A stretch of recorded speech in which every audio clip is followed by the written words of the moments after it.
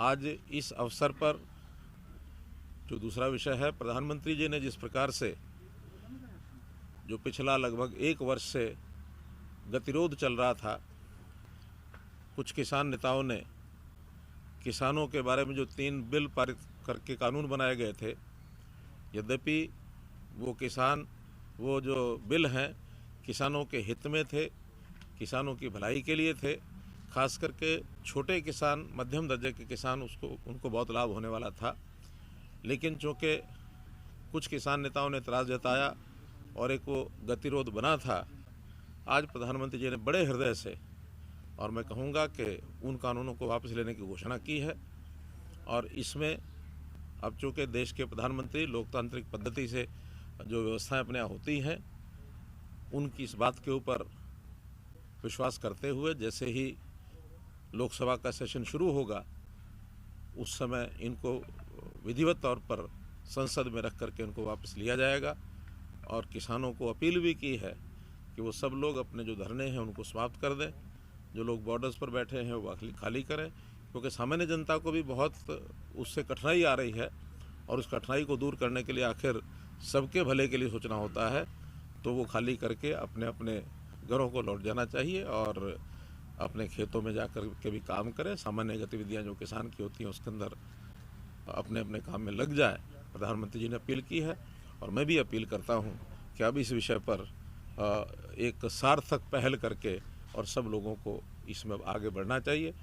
जहां तक एमएसपी की बात है, चूँकि वो तो एक सुझाव एक प्रकार का किसान संगठनों की ओर से है, वो तो कोई कानून बना नहीं है अभी, लेकिन उसके लिए भी पहल करके प्रधानमंत्री जी ने कहा है कि कमेटी बनाई जाएगी। उस कमेटी में केंद्र सरकार के लोग, प्रदेशों की सरकारों से भी लोग लिए जाएंगे, कृषि के अर्थव्यवस्था को जानने वाले लोग, कृषि साइंटिस्ट और किसानों के भी प्रतिनिधि, इन सब के बीच में सबको मिला करके और एक कमेटी बनेगी। वो कमेटी जो भी कोई सिफारिश करेगी, जिस प्रकार का विचार किया जाएगा, उसके बाद उस पर भी सार्थक निर्णय लिया जा सकता है। सर, ये जो हरियाणा के अंदर इसका जो पीछे केसेस बने, उनके ऊपर भी कोई सवाल, कोई पहल करेगी सरकार कि जो केसेस इस दौरान इस पीरियड में बने फार्मर्स? देखिए, जब कोई आपसी समझ होती है तो आपसी समझ में मिल बैठ करके इन सब चीज़ों पर विचार किया जाता है। और उसमें भी कई प्रकार के केसेस हैं। कुछ केसेस बहुत सामान्य केसेस हैं, सामान्यतः पहले भी ऐसे आंदोलन होते हैं तो उसी प्रकार उनके निर्णय किए जाते हैं। जो कोई बहुत गंभीर धाराओं के अंतर्गत होते हैं, उनका विषय जो है, चूँकि बहुत केसेस कोर्ट में भी चले जाते हैं तो कोर्ट के माध्यम से वापस करने पड़ते हैं। तो एक सार्थक, जिसको कहना चाहिए, पहल हम अपनी ओर से भी करेंगे और इसमें किसी प्रकार का आगे कोई विवाद बढ़ने नहीं दिया जाएगा। आपकी कई बार मीटिंग्स हुई हैं माननीय होम मिनिस्टर के साथ, माननीय उनके साथ, सीनियर के साथ, तो आपने कितनी बार इन इश्यूज़ को उठाया और क्या चर्चा रही? फिर अब तो क्योंकि अब सब कुछ सॉल्व हो गया तो आज तो शेयर कर ही सकते हैं। क्योंकि देखिए, ये सारा आंदोलन का ज़्यादा असर हरियाणा पर या कुछ पंजाब में भी कह सकते हैं, लेकिन इन आखिरी दिनों में तो पंजाब में उतना प्रभाव नहीं था जितना हरियाणा में था, कुछ थोड़ा पश्चिमी उत्तर प्रदेश में था। तो मैं जब भी पिछले वर्ष भर में चाहे अपने पार्टी के अध्यक्ष से मिला हूँ, चाहे होम मिनिस्टर से मिला हूँ, चाहे प्रधानमंत्री से मिला हूँ, प्राय हर बार इस विषय पर चर्चा होती रही है। और हर बार उन्होंने भी कहा कि किसी प्रकार की कोई बातचीत किसी कॉर्नर से आती है तो वो ज़रूर हमारे तक पहुँचाते रहें। मेरी भी बीच बीच में कुछ किसान नेताओं से बातचीत चलती रही है, क्योंकि ये सब बातें इनफॉर्मल होती है। फॉर्मल लेवल पर हमारा कोई अधिकार भी नहीं है, क्योंकि ये विषय राष्ट्रीय स्तर का है, केंद्रीय कानून बने हैं। लेकिन इनफॉर्मली जितनी बातें, जितने इनपुट्स हमारे पास थे वो हमने बताए, और उसमें बातचीत करने में जो लोगों को हम भेज सकते थे केंद्रीय नेताओं के पास भेजा भी था। प्रारंभ में तो 11 सिटिंग्स जो फॉर्मल सिटिंग्स हुई थी, लेकिन 11 सिटिंग के बाद लगातार हर बार विषय एक प्रकार से रुक जाता था। बाद में इनफॉर्मल मीटिंग्स में कई लोगों के संदेश हमने पहुंचाए हैं। मैं समझता हूं उसी में से एक विषय निकला है कि अभी एक बार चूँकि जितना गतिरोध हो गया है, उस गतिरोध को दूर करने के लिए शायद प्रधानमंत्री जी ने सोचा होगा कि यही उसमें से एक रास्ता निकलेगा।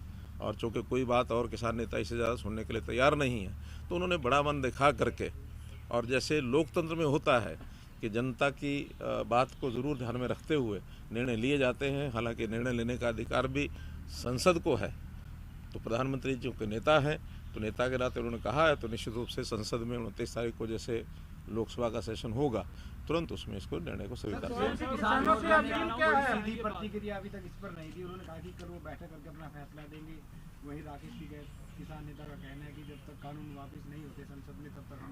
तो आपकी क्या अपील है? आपने ये भी कहा है सर इसमें कि जब तक जो एमएसपी है उसके ऊपर कानून नहीं बनता किसान हटने को तैयार नहीं है। तो जो कुछ किसान संगठन है वो अभी भी अपनी बात पर अड़े हुए हैं। देखिए, अलग अलग बातें अलग अलग किसान नेताओं ने कही हैं। कुछ लोगों ने स्वागत किया है और कुछ लोगों ने एमएसपी की बात कही है। मैं समझता हूँ इन दोनों बातों के ऊपर प्रधानमंत्री जी ने बात कह दी है, क्योंकि कानून कोई बने हुए तो 3 ही कानून थे, ये तीनों ही वापस लेने की बात कह दी है। और मैं समझता हूँ प्रधानमंत्री जी की विश्वसनीयता समाज में, इस देश में, बल्कि मैं तो कहूँगा दुनिया में इतनी बनी हुई है कि जो बात वो कह देते हैं उसको पूरा करते हैं।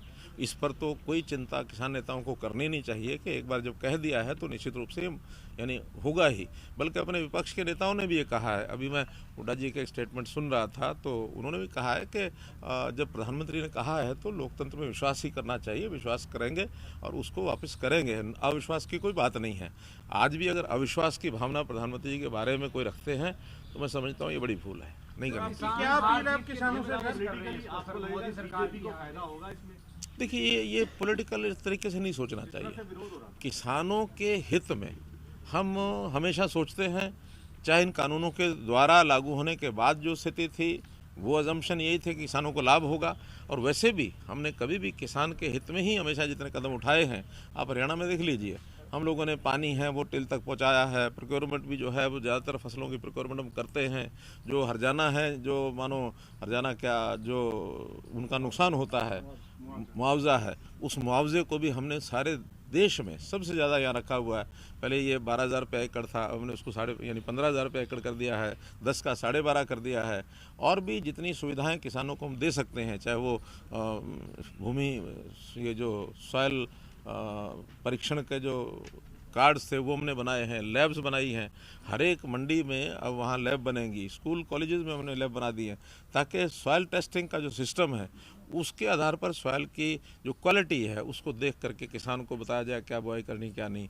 सेम की जो ज़मीन है उसको हम 1 लाख एकड़ उसको ठीक करने की और आगे बढ़ रहे हैं।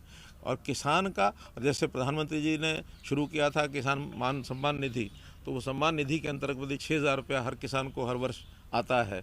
तो बहुत से ऐसे पग हैं जो गिनाए जा सकते हैं जो पहले कभी नहीं उठाए गए।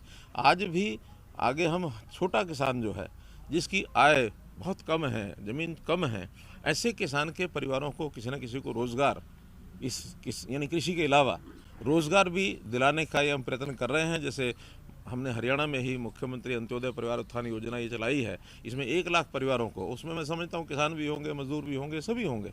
तो ऐसे परिवारों को रोज़गार दिलाने की हमारी मुहिम चल रही है। आज भी उसके लेकर के मेरी बैंक्स के साथ मीटिंग है, जो हमारी स्टेट लेवल बैंकिंग कमेटी है, ताकि उनको ऋण मिल सके, उनको रोज़गार करने के लिए काम हो सके। हम गरीब के लिए, किसान के लिए जितनी योजनाएं बनाई आज तक सब बनाई हैं, लेकिन केवल उसमें से शंकाएं पैदा करना, अविश्वास पैदा करना, ये किसी भी लोकतांत्रिक देश में उचित नहीं होता है। सरकार थी, चाहे केंद्र सरकार की बात करें, राज्य सरकार की बात करें, लगातार कृषि कानूनों के साथ समर्थन में खड़े हुए थे आप लोग। अभय चौटाला ये भी कह रहे हैं कि एक प्रस्ताव हरियाणा विधानसभा में आप लेकर के आए थे, उसे भी वापस कराएंगे, जो कि इनके समर्थन में था। एकाएक ऐसा क्या हुआ कि प्रधानमंत्री सामने आए और वापस ले लिया? पूरी सरकार के जो स्टैंड थे, देखिए, ये पिछले बहुत समय से चीज़ें चल रही थी, कहीं ना कहीं कोई ना कोई स्टेप आगे आएगा। और आखिर तो समस्या कोई भी जब होती है उसके समाधान के लिए लोकतंत्र में तरीके होते हैं। उस तरीके में बातचीत का एक तरीका होता है। बातचीत शुरू में फेल हो गई, बाद में फिर लगातार दोनों तरफ से चीज़ें अड़ी रही। अंतोगत्वा पिछले लगभग 2 महीने से मैं कह सकता हूँ कि हमारे गृह मंत्री जी ने भी और प्रधानमंत्री जी ने भी ये संकेत किया कि समय आने पर सब चीज़ें ठीक हो जाएंगी। अब ये उनका अपना विषय है कि उन्होंने किस दिन उसकी घोषणा करनी और क्या करनी है, जो कि मुखिया वो हैं और केंद्र सरकार के कानून हैं, अधिकार भी उनको है। लेकिन हमने प्रयत्न सब किए और उस प्रयत्नों में से आज ये इस लेवल पर चीज़ पहुंची है। अभी भी कोई बातें अगर बची हैं तो उसको भी बैठ करके आगे, पंजाब के चुनाव से जोड़ के भी देख रहे हैं। ऐसा नहीं है, लोकतंत्र में चुनाव तो हर समय आता है। यानी इससे पहले आप कहेंगे कि पहले कर लेते तो फिर इलाहाबाद के चुनाव की बात होती, उससे पहले कर लेते तो असम के चुनाव है, उसकी चुनाव तो देश में हर साल कोई 2-4 प्रांतों के रहते ही हैं। 37 प्रांत, यानी हमारे 29 प्रांत हैं, तो 29 प्रांत में अगर 5 साल में है तो ऑन एवरेज 5 प्रांत बैठ जाते हैं, 6 प्रांत बैठ जाते हैं। तो इसलिए ये चुनाव तो कभी ना कभी कोई ना कोई आते रहते हैं। आपने कहा बड़ा दिल दिखाया पीएम मोदी ने, और उन्होंने ये भी कहा कि कहीं ना कहीं वो समझाने में विफल रहे और इसके लिए माफी भी मांगी है। इस दौरान किसानों की मौत हुई 800 के करीब, हरियाणा के भी कुछ हैं, उनके लिए हरियाणा सरकार किस तरीके का कोई विचार करेगी? देखिए, वो किस कारण से उनकी मृत्यु हुई है उन कारणों को आधार मान करके और उसका विचार किया जाएगा।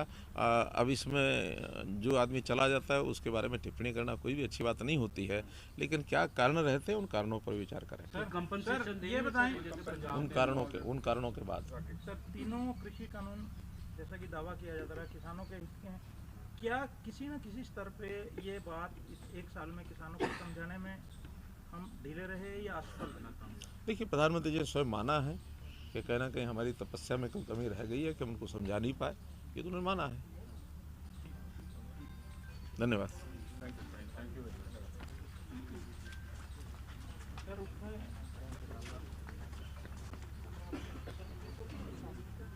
ऑपरेशंस में डाल देते हैं।